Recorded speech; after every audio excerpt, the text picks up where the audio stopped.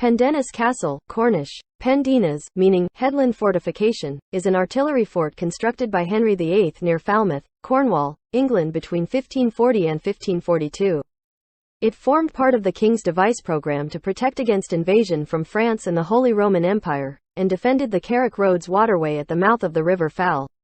The original, circular keep and gun platform was expanded at the end of the century to cope with the increasing Spanish threat, with a ring of extensive stone ramparts and bastions built around the older castle. Pendennis saw service during the English Civil War, when it was held by the Royalists, and was only taken by Parliament after a long siege in 1646. It survived the interregnum, and Charles II renovated the fortress after his restoration to the throne in 1660. Ongoing concerns about a possible French invasion resulted in Pendennis's defences being modernized and upgraded in the 1730s and again during the 1790s, during the Napoleonic Wars. The castle held up to 48 guns. In the 1880s and 1890s, an electrically operated minefield was laid across the River Fal, operated from Pendennis and St. Mawes, and new quick-firing guns were installed to support these defences. The castle was rearmed during the First World War but saw no action, and was rearmed again during the Second World War when it saw action against the German Luftwaffe aircraft, but in 1956. By now obsolete, it was decommissioned. It passed into the control of the Ministry of Works, who cleared away many of the more modern military buildings and opened the site to visitors. In the 21st century, the castle is managed by English Heritage as a tourist attraction, receiving 74,230 visitors in 2011-12. The heritage agency Historic England considers Pendennis to be one of the finest examples of a post-medieval defensive promontory fort in the country. 16th-17th centuries construction. Pendennis Castle was built as a consequence of international tensions between England, France and the Holy Roman Empire in the final years of the reign of King Henry VIII.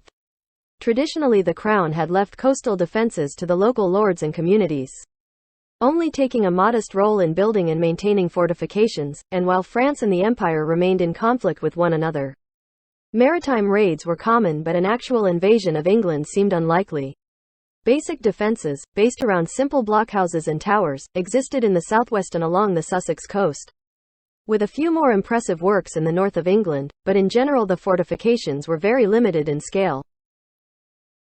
In 1533, Henry broke with Pope Paul III in order to annul the long-standing marriage to his wife, Catherine of Aragon, and remarry. Catherine was the aunt of Charles V, the Holy Roman Emperor, and he took the annulment as a personal insult. This resulted in France and the Empire declaring an alliance against Henry in 1538, and the Pope encouraging the two countries to attack England. An invasion of England appeared certain. In response, Henry issued an order, called a device, in 1539. Giving instructions for the defense of the realm in time of invasion, and the construction of forts along the English coastline. The stretch of water known as Carrick Roads at the mouth of the River Fal was an important anchorage serving shipping arriving from the Atlantic and the Mediterranean.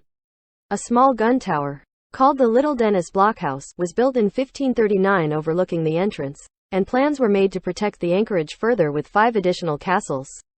In the event, only 2 of these were constructed, Pendennis and St. Mawes Castle, positioned on each side of Carrick Roads and able to provide overlapping fire across the water.